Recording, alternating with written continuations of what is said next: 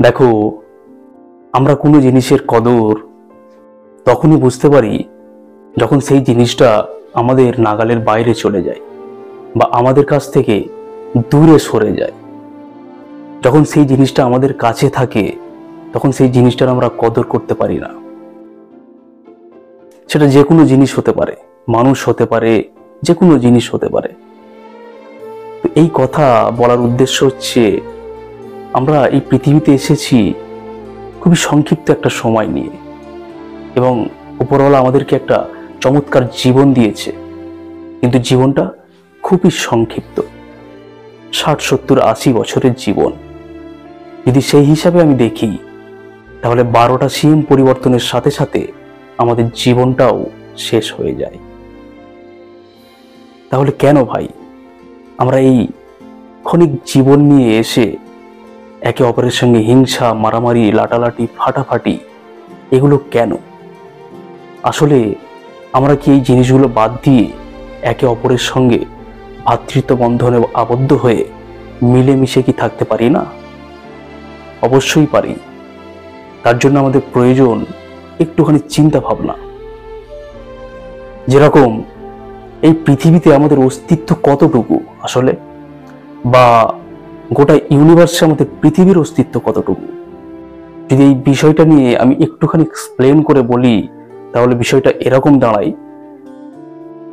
যে আমাদের গোটা ইউনিভার্সে অ্যাপ্রক্সিমেটলি 200 বিলিয়ন গ্যালাক্সিস রয়েছে।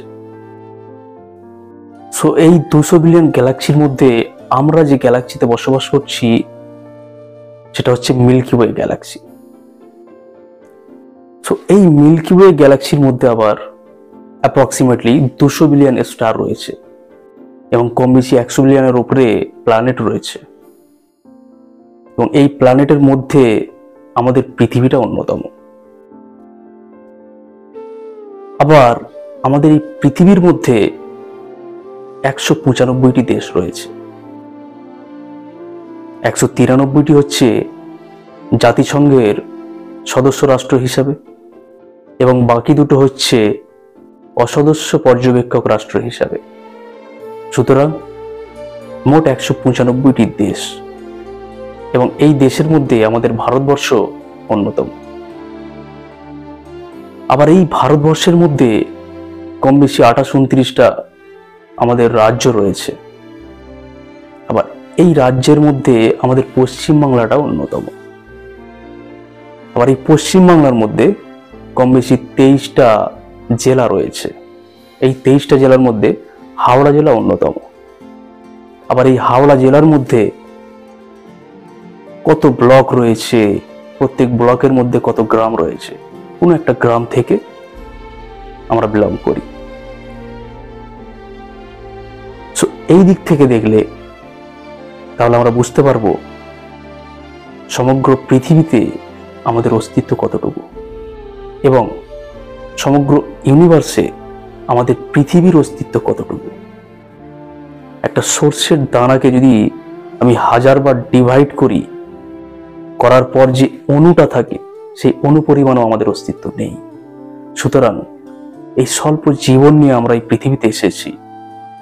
সুতরাং জীবনটাকে উপভোগ করতে হবে আনন্দে, স্বাচ্ছন্দ্যে। একে অপরের সঙ্গে হিংসা, বিবাদ, মারামারি, ফাটাফাটি, লাটালাটি না করে একে অপরের সঙ্গে ভ্রাতৃত্ব বন্ধনে আবদ্ধ হয়ে মিলেমিশে যেন আমরা থাকতে পারি, সকলের এই চেষ্টাটা করা অবশ্যই উচিত। ধন্যবাদ।